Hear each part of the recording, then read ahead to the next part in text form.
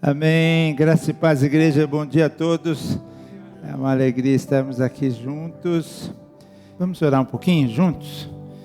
Ó amado Deus, que privilégio, que honra, coisa boa estar na sua casa para poder ouvir a sua voz, Pai. Essa é a razão de que eu venho com muita alegria no meu coração todos os domingos aqui para te ouvir. Por isso eu clamo que o Senhor fale conosco de uma maneira poderosa essa manhã. Que o seu Santo Espírito vá no nosso profundo, trazendo mudança, trazendo transformação, porque eu sei que esse é o seu desejo e é para isso que estamos aqui nesta manhã. Em nome de Jesus, amém. Antes da pergunta de hoje,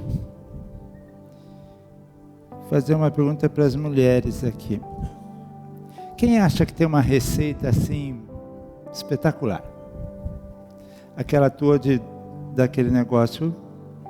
Ah, é dela? Ah, é dela. Aquele dia você vendeu como fosse sua, né? Mas tá bom, é da casa, é família. O que meu é dela, Não, aquela receita era muito boa. Simone, você tem alguma receita boa? Não? Não é possível, nenhuma mulher tem receita boa aqui. Rosali tem. Qual que é a da Rosali que é boa? Tudo árabe, né? Tá bom. Eu já comi alguma coisa dela, era boa mesmo.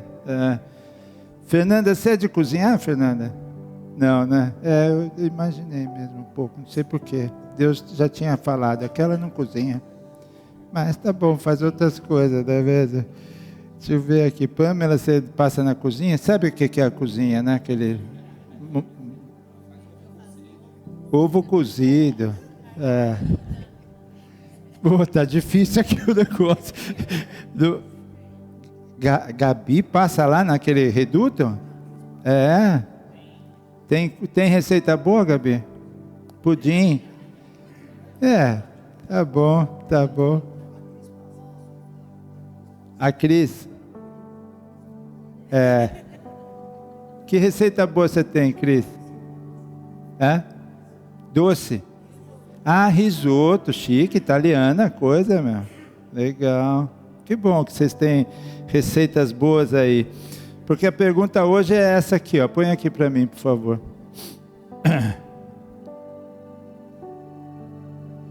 Afinal, tem uma receita para felicidade? Afinal, é possível ser feliz nesse mundo que a gente vive, nessa atual situação que a gente se encontra, como mundo, né? Não vou nem só fechar a questão do nosso país em geral, e apenas, mas como momento que a humanidade está passando, vocês já pararam um pouco para pensar? Se a gente fosse, não vou perguntar e você também não precisa se preocupar com isso, mas se eu fosse perguntar para o seu marido, sua mulher é uma mulher feliz, o que você acha que ele iria responder? Combinou já? Garante o almoço, a janta, tudo, né? Perguntar para um filho, teu pai é um homem feliz? O que você acha que teu filho iria responder? Porque tem que ser essas pessoas que precisam dar a resposta. Nós mesmos, a gente pode dar a resposta que quiser, mas um filho vai ser bem honesto na análise dele com relação à mãe ou ao pai e vice-versa, né? Mas a Bíblia, graças a Deus, ela tem a única e boa e perfeita receita para que eu e você possamos ser felizes. E essa receita está no maior livro da Bíblia, que é o livro de Salmos, e é um livro que a gente inclusive estamos acabando de ler juntos, mais uma vez, essa semana acabamos a leitura do livro de Salmos, foram mais de 60 pessoas que leram ou estão lendo, e em breve a gente vai iniciar uma outra leitura, mas o livro de Salmos realmente é algo espetacular. Dizem que quem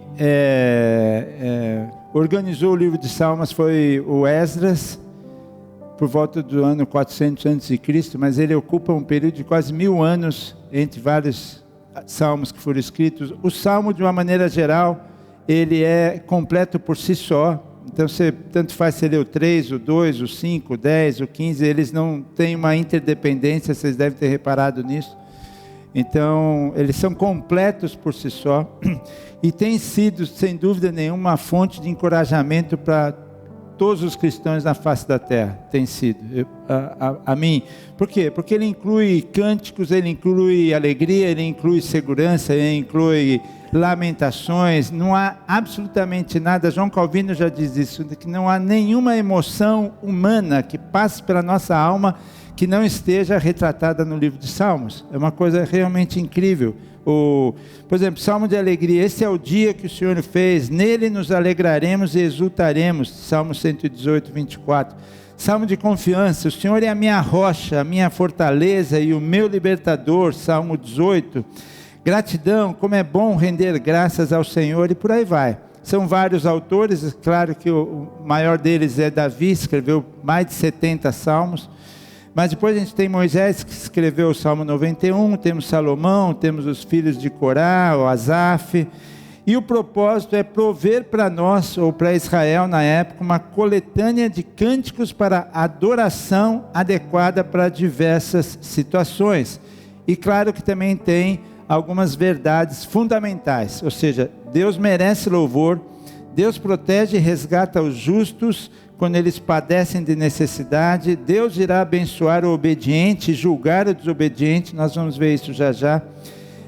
Ou seja, ele é completa mesmo.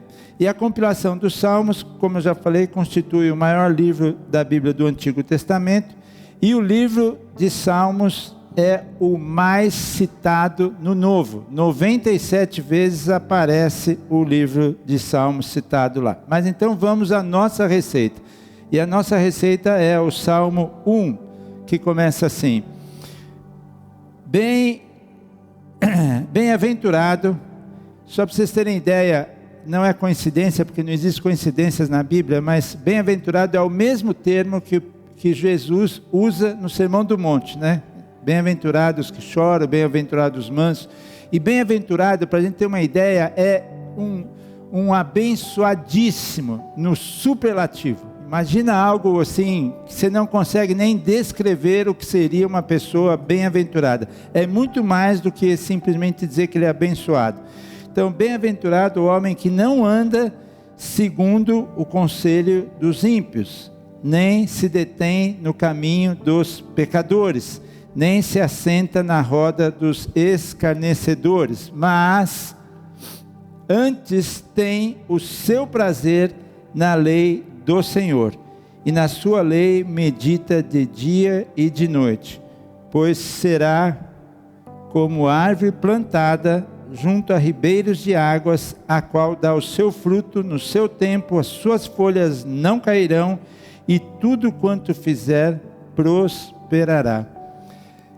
Que não saia daqui, mas eu levei mais de 40 anos para ler talvez esse salmo pela minha primeira vez, né? Porque a gente vem de uma origem cristã, mas que não tinha hábito de leitura bíblica, eu pelo menos não tinha. Então eu me converti tem 25, eu tenho 35, não, tenho um pouco mais.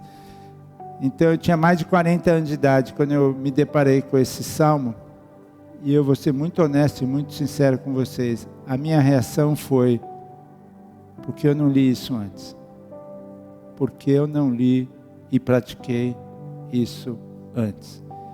Quebrei muita cara antes da minha conversão por não ter lido isso, não ter colocado isso como uma receita de felicidade para a minha vida. Mas tudo tem o tempo de Deus, e graças a Deus em algum momento eu li, e tenho lido e tenho tentado organizar a minha vida dessa maneira.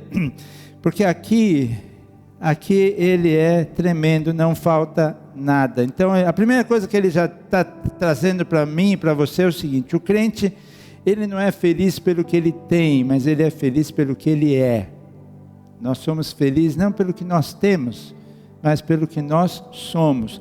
E por aquilo que ele é, ele tem. Então pelo fato de você ser, você tem, não é o contrário. E é muito interessante esse salmo também, que acho que é voltando aqui. Ele fala: bem-aventurado o homem. Não é bem-aventurado os homens. Até poderia, mas Deus não coloca assim, porque Ele está se referindo a você e a mim, e não a uma classe. Quando Ele fala dos ímpios, aí Ele põe no plural, conselho dos ímpios, isso é uma classe, Agora quando Ele está dizendo, você, César, é um abençoado, Ele está dirigindo a palavra a cada um que está aqui hoje, não dizendo isso tudo aqui são homens, isso aqui são mulheres, não, é um artigo singular, definido, são detalhes pequenos, mas que a gente entende cada vez mais o amor de Deus pelas nossas vidas. Ele não generaliza. Alegria não é porque eu sou alegre, meu filho vai ser alegre. Não, é individual. Isso é tremendo. Então, continuando, justo e feliz é aquilo que ele é. E aí nós vamos ver o que ele é. Agora, já tenho que lembrar cada um de vocês o seguinte: quem anda, para, e quem para, se assenta. Esse é o cuidado que o Salmo deixa muito claro para nós aqui.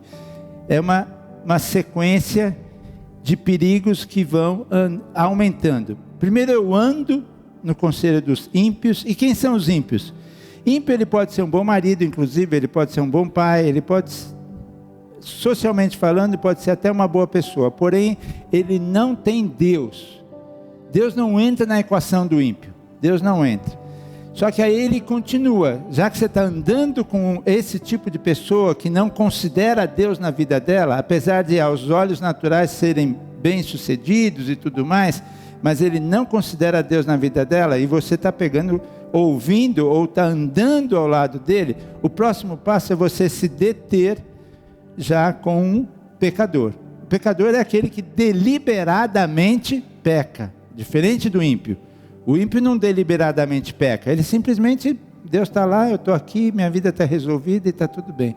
Só que o próximo passo, já que você ouviu, parou, o próximo passo é se assentar, e eu prefiro, em vez de a roda, a mesa. Porque Jesus dá uma importância brutal para a mesa. Foi na mesa que ele foi traído, não foi na cruz. Jesus foi traído na mesa, e foi na mesa que ele compartilhou a última ceia com seus apóstolos, seus discípulos. Então a mesa, você sabe o que acontece na mesa? É onde o teu e o meu coração é formado, dependendo das mesas que nós assentamos.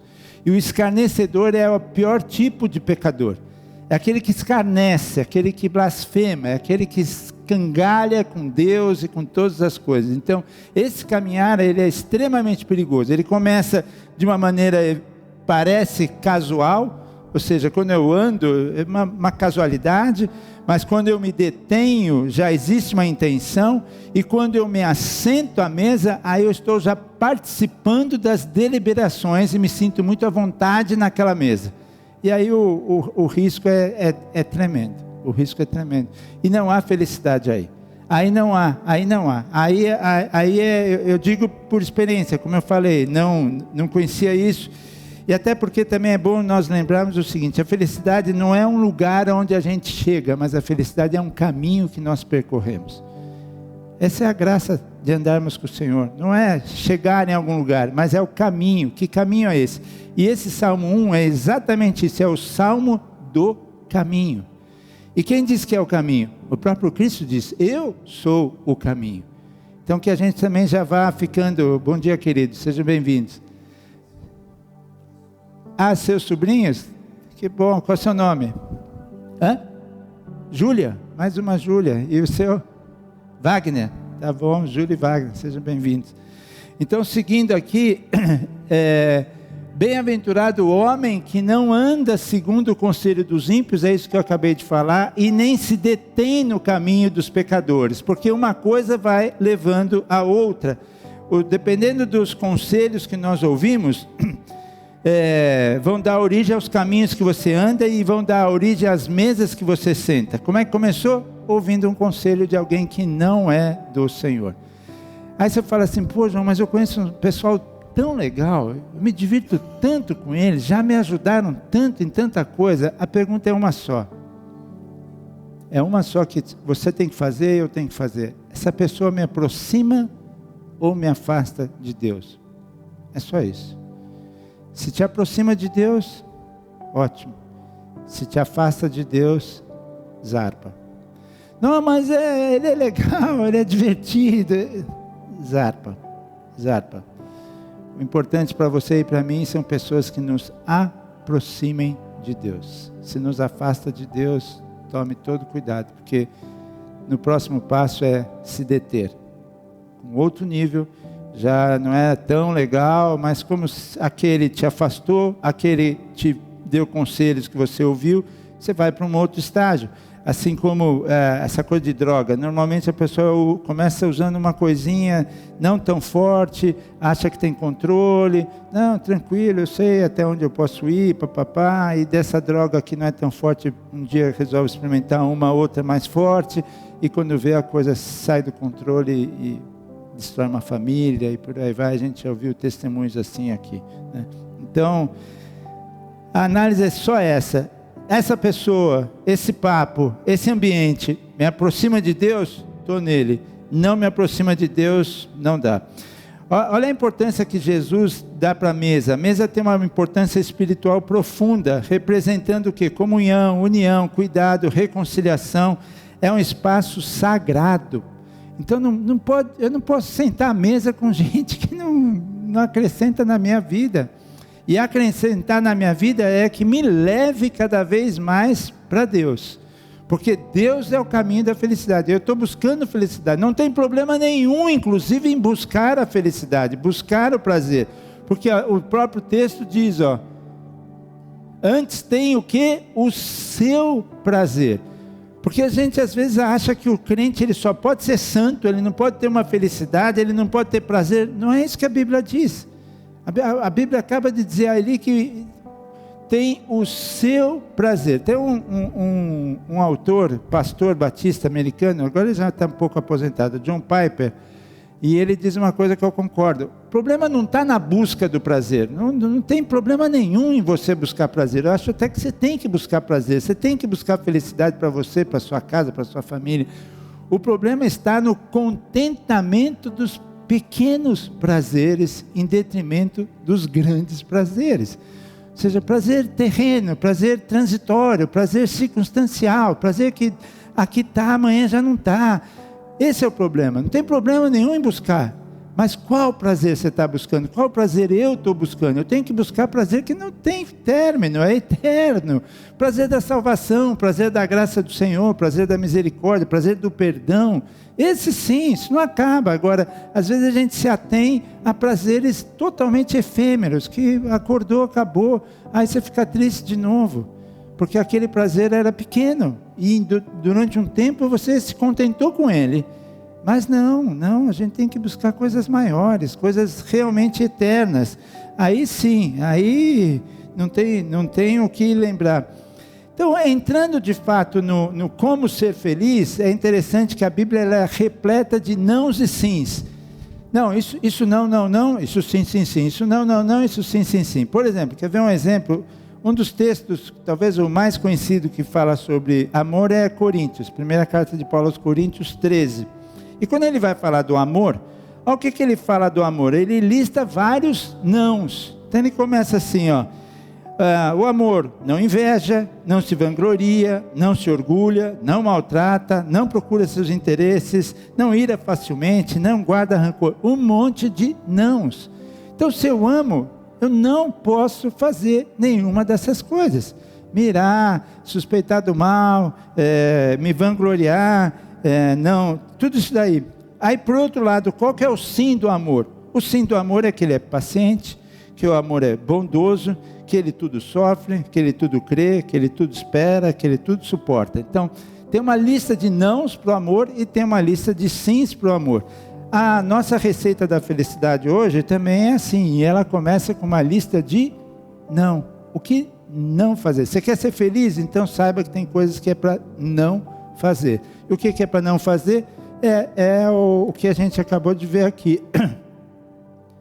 Isso aqui, andar começa andando no conselho dos ímpios, se detendo no caminho dos pecadores e se assentando na mesa dos escarnecedores. Isso é tudo não. Para mim tem que ser não, para cada um de vocês tem que ser não. Então é analisar, peraí, isso aqui está dentro daquela lista da receita de felicidade? Então é não. Se é não, não vou entrar. Não vou entrar. O não é não e ponto final. Ok, como eu já falei, andar, uma pequena associação casual com os ímpios. Se deter já é uma comunhão contínua com os pecadores. E aí se assentar, realmente é participar das deliberações, estar à vontade. Qual é o contrário disso? Qual é o sim para isso? Ter o seu prazer na lei do Senhor. Aqui, ó. Ter o seu prazer. Mas, João, é possível ter prazer numa coisa que não deixa eu fazer um monte de coisa? Às vezes a gente tem essa falsa ilusão de que a privação é de Deus para nós. E não é. É proteção. É amor. O que está escrito aqui para você não fazer é para o seu bem. Não é privação. Você acha que Deus está querendo só te privar? Não faça isso, não faça aquilo, não faça aquilo. Não, Ele está a você e a mim protegendo por amor que Ele tem à tua vida. Porque sabemos que fazendo, não obedecendo, quando Ele diz a lei, é uma ordem. E a ordem é para quê? Se a tua vida está sem ordem, saiba que a ordem de Deus põe ordem na sua vida. Você está querendo pôr ordem na sua vida? Saiba que dessa maneira, através da ordem de Deus, que é proteção, não é privação, é proteção, isso sim.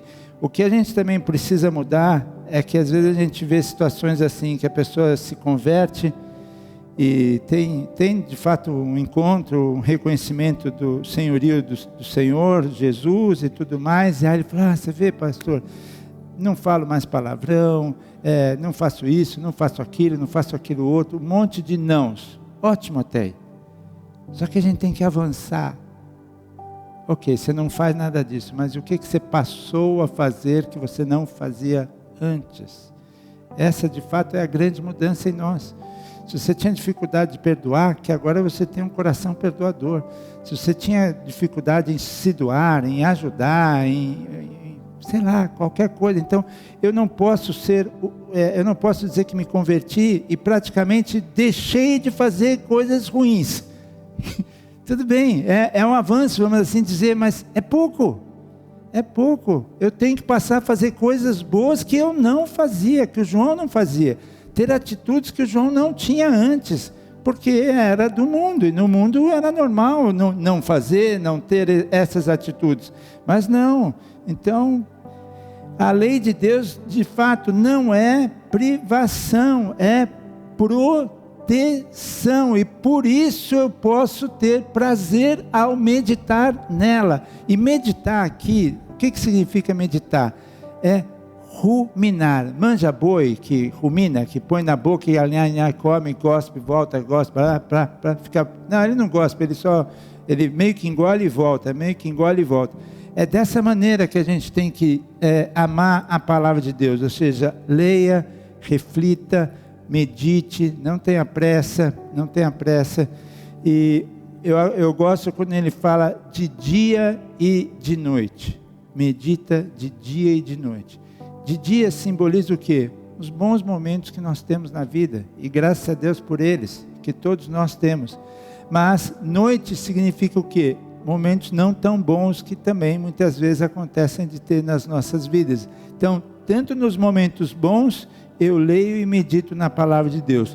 Momentos ruins, difíceis, de dor, de seja o que for, eu também medito e leio a palavra de Deus.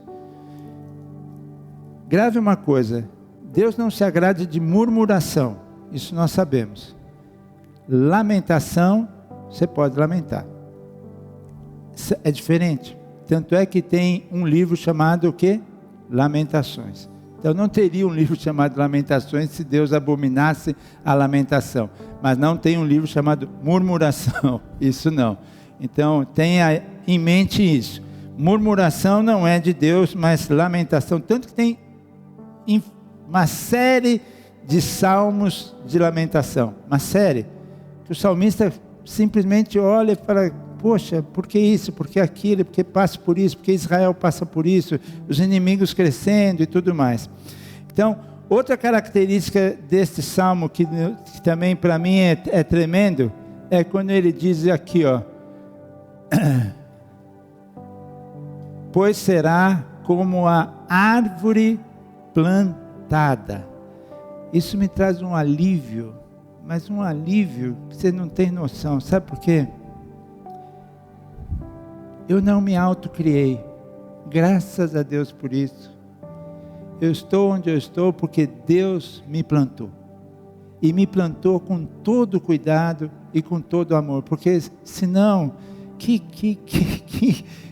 crise que ia me dar de falar assim, eu escolhi isso, eu fiz aquilo. Então, eu não comecei nada e eu não vou terminar nada. Porque aquele que começou a boa obra é fiel e justo para terminá-la. Isso tira um peso, tira uma ansiedade de nós. Então não pense você, por acaso, você escolheu seu pai e sua mãe? Claro que não. Então é mais ou menos isso. É Ele que nos plantou. E plantou assim, com um nível de amor e cuidado indescritível. Porque quando Ele diz que Ele plantou, olha onde Ele plantou. Junto a ribeiros de águas, ou seja, a provisão. Essa árvore vai crescer porque Ele planta junto de um ribeiro de águas, não vai te faltar nada. Creia nisso, não vai te faltar nada.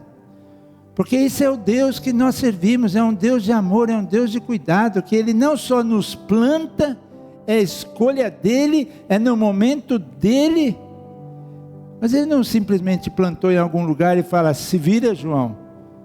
Não, Ele provê. Ele é o Rafaz Jireh que a gente sabe. Que cuidado é esse? E aí pelo fato, e aí a coisa continua, porque pelo fato dele prover, é esperado que no seu tempo, você e eu demos fruto. Todos aqui vão dar fruto. Você pode falar, ainda não estou dando, calma. Mas você vai dar. Porque você foi plantado por Deus, plantado do lado de ribeiro de águas, então é natural, é esperado que cada um de nós demos frutos. E é muito interessante porque ele também fala de folhas e frutos. O que folha e frutos nos ensina? Que a minha aparência tem que ser coerente com a minha essência. Hoje o que a gente vê muito é, o cara é de um jeito, mas quando a gente vai ver é outro. Então a aparência dele não bate com a essência dele, ou a essência dele não bate com a aparência dele, alguma coisa está errada. Então quando a palavra de Deus aqui fala de folhas e frutos, é isso, que tenhamos uma coerência entre a tua e a minha aparência, a tua e a minha essência, e a nossa essência está em Cristo Jesus. Em Cristo Jesus é que está a nossa essência.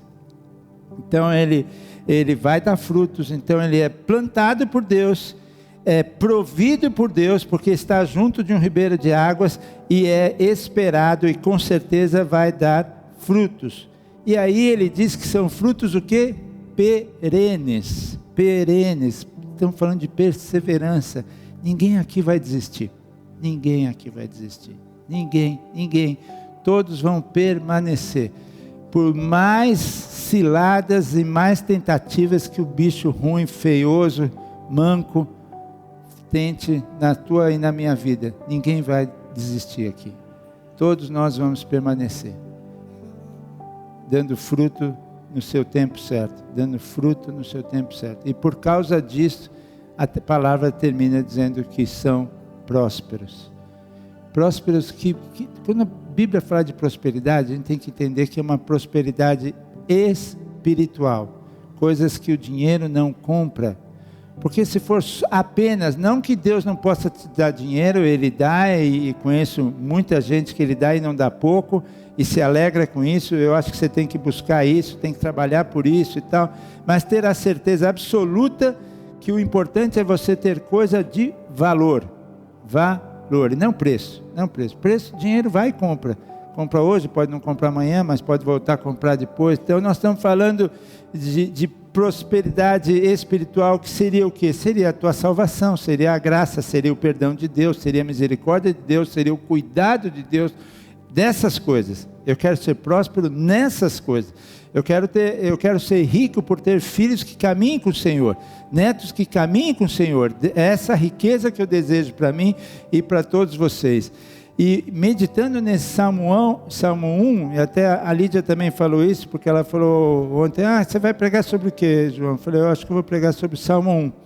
Aí ela também foi dar uma lida, ela falou assim, nossa, João, como a gente deveria ter ensinado esse Salmo para os nossos filhos. E de fato, então, para vocês que ainda têm filhos pequenos, ou netos pequenos, seja lá quem for, mostra esse Salmo para eles. Mostra esse Salmo para eles, porque essa é a mais perfeita receita de felicidade que possa haver.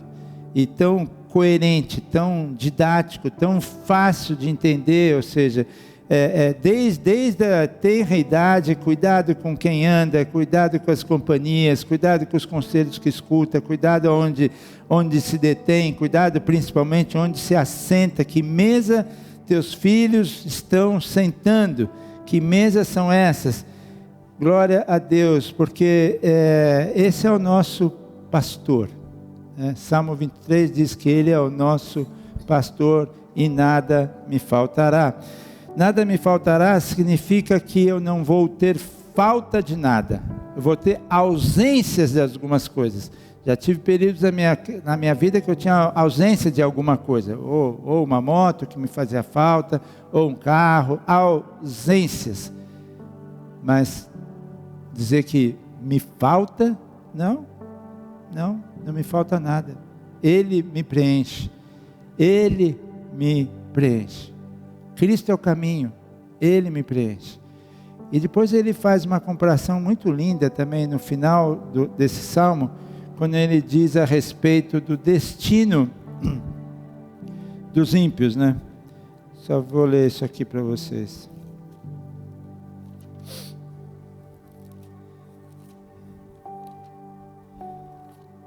É muito interessante porque ele se refere,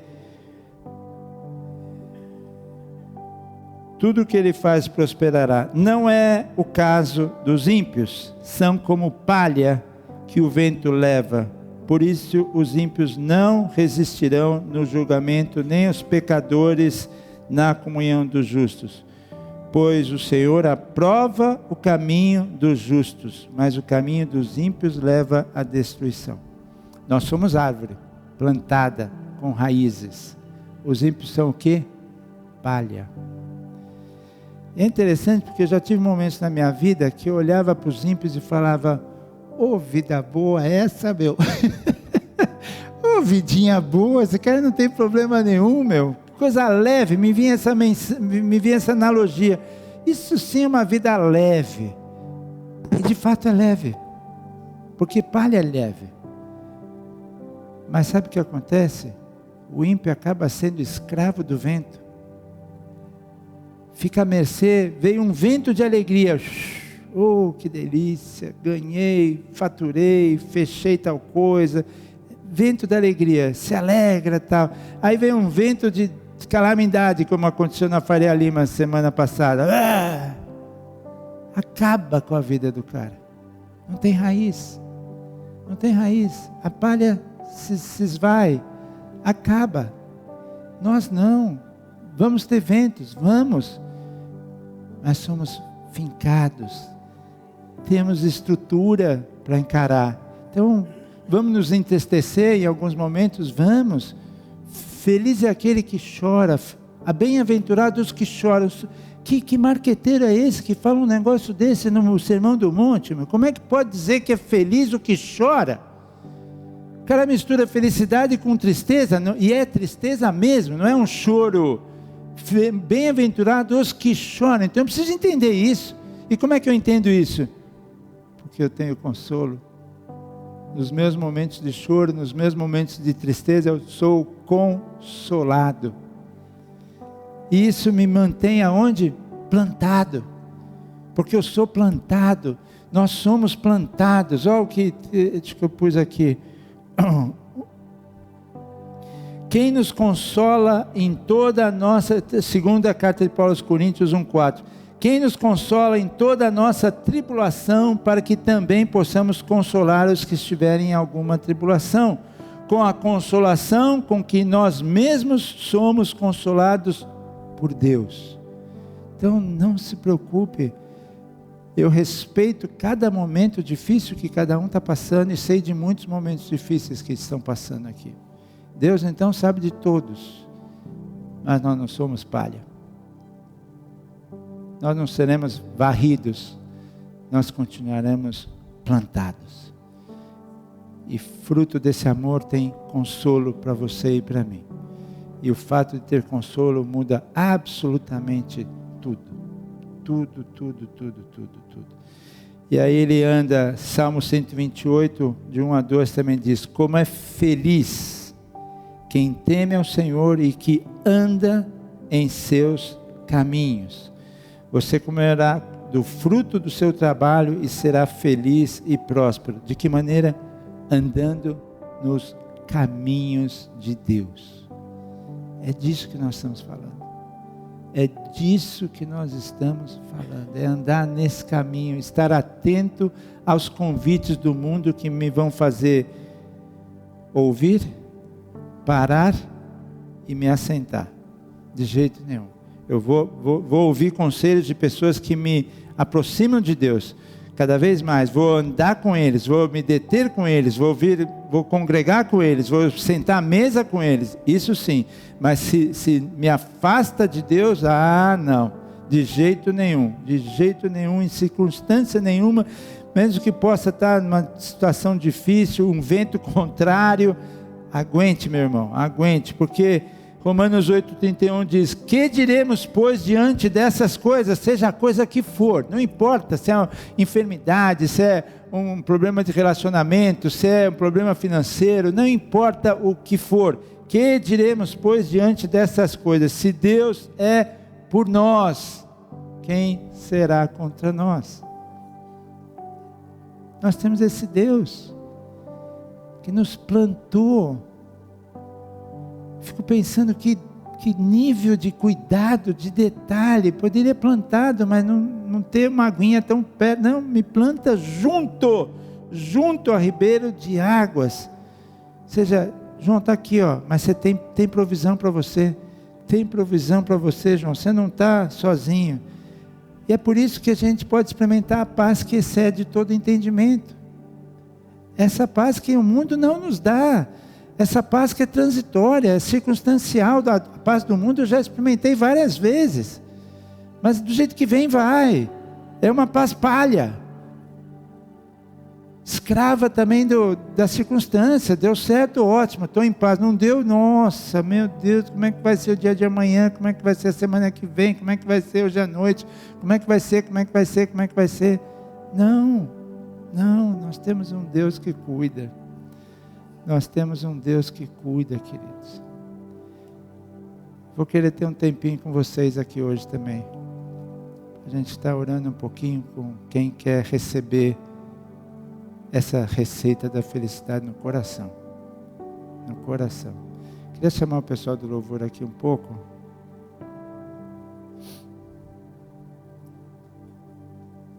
E hoje a gente não... Quer dizer, eu mandei um bilhetinho, mas não avisei aqui. Hoje temos Cris Poli, reunião com os pais, logo na sequência do culto, até por isso também que nós não vamos nos alongar muito hoje aqui, para poder depois ter esse bate-papo com a Cris, pastor Marcelinho e... a Tainá está aí? Que bom, a Tainá está aí. Qual é a receita da felicidade então? Tem coisa que eu não posso fazer.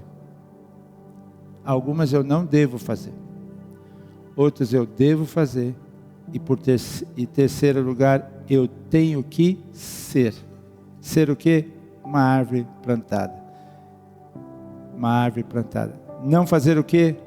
Andar segundo o conselho dos ímpios. Me deter nesse caminho ou me assentar na mesa dos escarnecedores. Não tem erro. Eu confio absolutamente nessa receita. E de novo falo, me deu um treco em mim quando eu li pela primeira vez, a sensação que eu tive foi, por que não li isso antes? Por que não pratiquei isso antes? É óbvio, é claro, não tem dúvida nenhuma sobre isso. Se você deseja receber essa receita, sai daí onde você está, vem até aqui, eu e o Marcelo vamos estar orando rapidinho por cada um de vocês, enquanto a gente entoa um louvor.